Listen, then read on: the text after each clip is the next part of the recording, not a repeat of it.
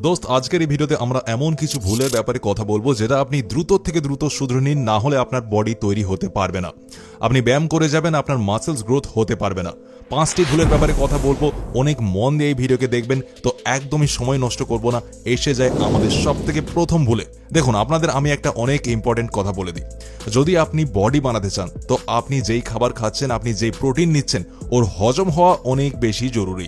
আপনি সেটাই যতই প্রোটিন নিতে থাকুন, যতই পুষ্টিকর খাবার খেতে থাকুন, যদি ওটা হজমই না হয় তো আপনার শরীরে লাগবে না।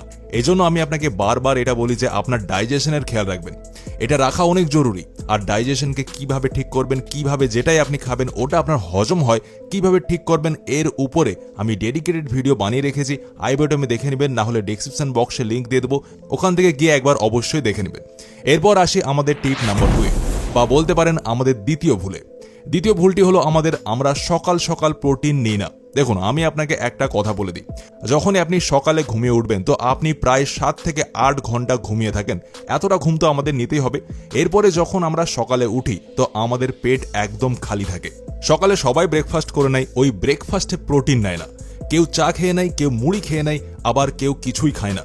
তো এই সবে কেউই প্রোটিন নেয় না, যেটা অনেক খারাপ জিনিস। আর আমি আপনাকে বলে দিই, যদি আপনারা সকাল সকাল প্রোটিন নিয়ে নেন তো ভাই আপনার বডি ওটাকে সঙ্গে সঙ্গে টেনে নেবে, মানে অ্যাবজর্ব করে নেয়, আর ওটা পুরো বডিতে ছড়িয়ে দেয়। তাই আপনি সারাদিন এনার্জেটিক, আপনার শরীরে শক্তি থাকে সারাদিন, আপনি তখন যেটাই খান সেটাই আপনার বডিতে লাগে। তাই আপনি যদি সকাল সকাল প্রোটিন নেন, ওটা আপনার শরীরে পুরোপুরিভাবে লাগবে। তো এই জন্য সকালে উঠে আপনারা নাস্তায় প্রোটিনকে অবশ্যই নেবেন, যেমন 2 থেকে 3টা সেদ্ধ ডিম বা 1 বাটি কাঁচা ছোলা। এরপর কথা বলি আমাদের থার্ড ভুলের, যেটা আপনাদের সব থেকে বাজে অভ্যাস।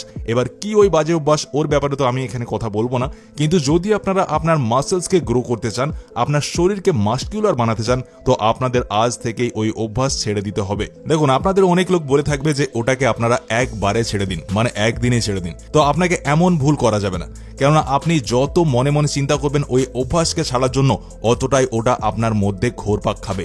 মনে মনে বারবার ইচ্ছে জাগবে, আর আবার আপনি ওই জিনিসকে করে বসবেন।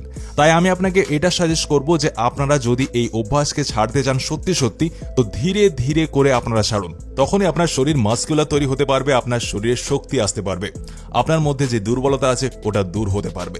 তাই একবারে ছাড়ার চেষ্টা করবে না, ধীরে ধীরে ছাড়ার চেষ্টা করুন।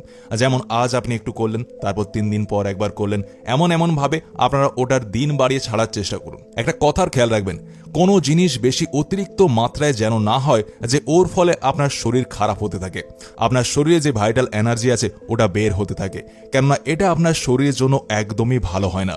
তো আজ থেকেই আপনারা ধীরে ধীরে করে ওটাকে ছেড়ে দেওয়ার চেষ্টা করুন। এবার আমি কথা বলে নিই, এতদিন ওই বাজে কাজের ফলে কি কি ইফেক্ট পড়ে আপনার বডিতে। দেখুন, আমি আগেও আপনাদের এই কথা বলেছি, যখনই মাস্টারবেশন আমরা করি তো আমাদের বডি থেকে স্পাম বাইরে বেরিয়ে যায়। তো কি হয়, আমাদের স্পামের থলি খালি হয়ে যায়, যেটার কারণে আমাদের বডি স্পামকে আবার নতুনভাবে বানাতে শুরু করে দেয়। আর যদি এরই মাঝে আপনি আপনার ওজন বাড়াতে চান, যদি আপনি আপনার বডি কমাতে চান বা বাড়াতে চান, আপনার হেলথকে ভালো করতে চান, তো এই সব জিনিস হতে পারে না।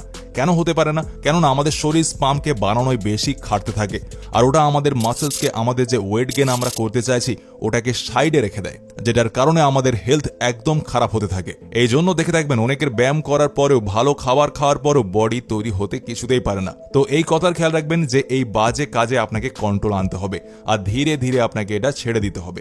যদি এই বাজে অভ্যাসের কারণে আপনার বডি শেষ হয়ে গিয়েছে, যেমন যখন আপনি সম্ভব ইন্টারকোর্সের জন্য আপনার পার্টনারের কাছে যান, তখন আপনার প্রাইভেট পার্টে এরেকশন কম হয়, উদ্দীপনা জায়গায় না। এমন হওয়ার কারণ হলো ব্লাড ফ্লো কম হয়ে যাওয়া বা সঠিকভাবে ব্লাড ফ্লো না হওয়া। তো এই সমস্যার জন্য ম্যানসিওর আপরাইট সাপ্লিমেন্ট আপনার দ্রুত পতনের সমস্যাকে ম্যানেজ করায় অনেকটাই সাহায্য করতে পারে। এবং রিসার্চ করার পর আমি এটা জানতে পেরেছি যে এটাই ওইসব ন্যাচারাল ইনগ্রিডিয়েন্টস আছে যেটা পুরনো যুগের লোকেরা তার সেক্সুয়াল হেলথকে হেলদি রাখার জন্য সেবন করত। যেমন এতে আছে মাখার ধোয়াজ, এক এমন ন্যাচারাল পদার্থ যেটা আপনার লিঙ্গে ব্লাড সার্কুলেশনকে বাড়ায় আর আপনাকে লম্বা সময়ের জন্য এরেক্টেড থাকায় সাহায্য করে। আর সাথে সাথে মকর ধোয়াজ আপনার বডিকে হেলদি এবং অ্যাক্টিভও রাখে। এরপর এতে রয়েছে শিলাজিৎ। এমনিতে শিলাজিৎ প্রাচীন কাল থেকেই অনেক ফেমাস একটা জিনিস, আর এটাকে জানে না খুবই কম ব্যক্তি রয়েছে, যে এটা একটা ন্যাচারাল এনার্জি বুস্টার হয়, যেটা আপনার বডিতে স্ট্যামিনাকে বাড়ানোয় অনেক সাহায্য করে। আর এতে রয়েছে আকারকারা, এটা আপনার বডিতে সেক্সুয়াল ফাংশনকে ইমপ্রুভ করে তোলে এবং ইরেকশনকে মেনটেন করায় হেল্প করে, যেটা আপনার সময় বাড়বে আর আপনার স্পাম কাউন্টও বাড়ায়।